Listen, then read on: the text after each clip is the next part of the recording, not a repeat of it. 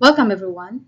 In this topic, we'll focus on intermediate-sized interventions, meaning OD interventions that sit between small group work, like team building and full organization-wide transformation. We'll begin by clarifying what intermediate-sized means and why these interventions are common in real organizations. Then we'll walk through major intervention forms at this level, what they target, and when they are useful and how they are designed and implemented in a disciplined OD way. Finally, we'll connect these interventions back to diagnosis, stakeholder alignment, and evaluation, because intermediate interventions succeed when they are well fitted, well supported, and reinforced over time.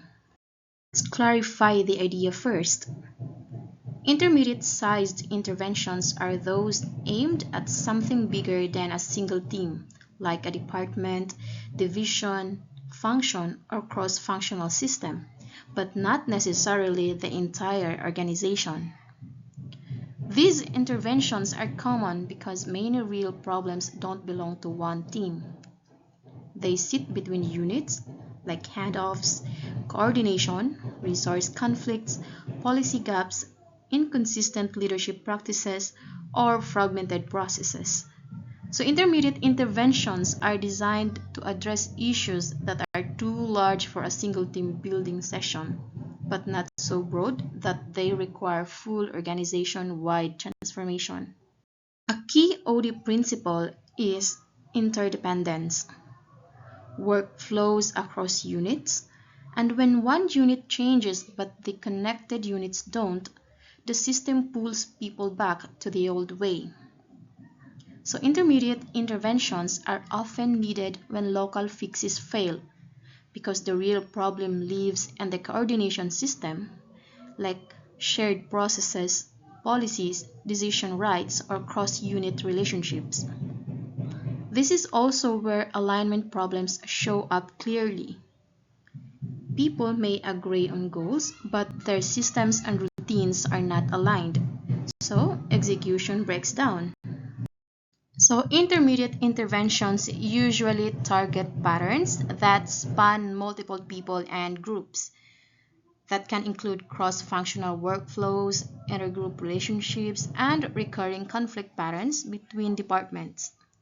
They can also target department-level culture and effectiveness, like how the unit communicates, how it makes decisions, and how it holds accountability. So sometimes the primary focus is leadership alignment within a unit, because leadership inconsistency creates confusion across the entire department. Diagnosis becomes even more important at this level. If we only listen to one group, then we get one group story, and that can reinforce blame rather than clarity. So we gather data across groups. We look for root causes like unclear roles, unclear decision rights, misaligned incentives, conflicting policies, and norms that encourage silos. Practically, this uses multiple methods like interviews, group sessions, surveys, observation, and performance or service indicators. One major intermediate intervention is intergroup relations work. This is used when departments blame each other, misunderstand each other, or coordinate poorly. Intergroup work surfaces perceptions and expectations, like what each group needs, what each group believes the other group is doing, and where the workflow breaks. Now, the goal is not forced harmony. The goal is workable agreements, like shared goals, clearer coordination, and more reliable handoffs.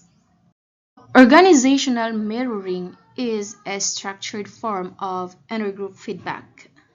One group describes how it experienced the other group, and the other group listens, clarifies, and reflects. This intervention is powerful because it reduces distorted assumptions.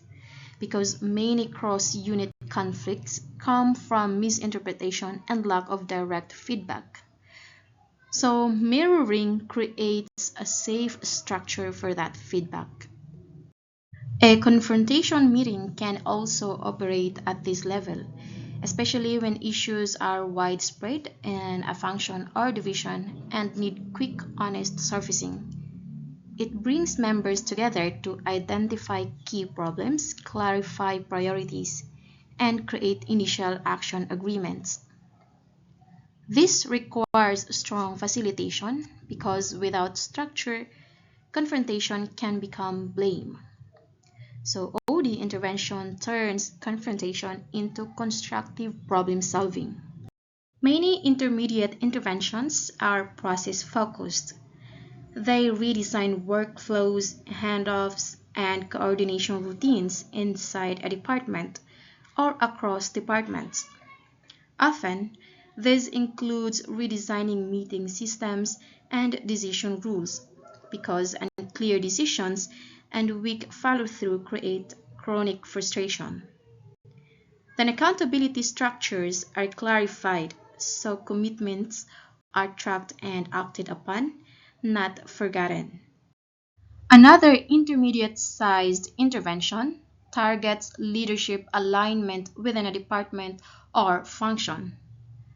So when leaders send mixed messages, the entire system becomes confused.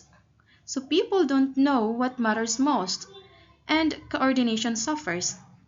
So leadership alignment interventions help leaders agree on direction, priorities, and expectations.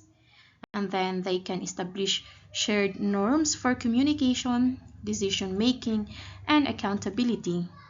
For intermediate interventions, design principles matter. Participation across stakeholder groups builds ownership and prevents one department's solution imposed on others. Also, psychological safety matters because cross-unit issues often involve power and blame. Clear ground rules protect dialogue, and the intervention must translate into action plans with owners and timelines supported by sponsors who provide authority and resources. Evaluation is both outcome and process. So first we ask, did performance improve, like the quality, speed, coordination, and service? And at the same time, we also consider this. Did the process patterns change, like communication, decision clarity, reduced conflict escalation? To assess this, we use indicators tied to the original diagnosis. Then, sustainability comes from reinforcement. That includes follow-up cycles, routine review, leadership modeling, and making the new agreements normal.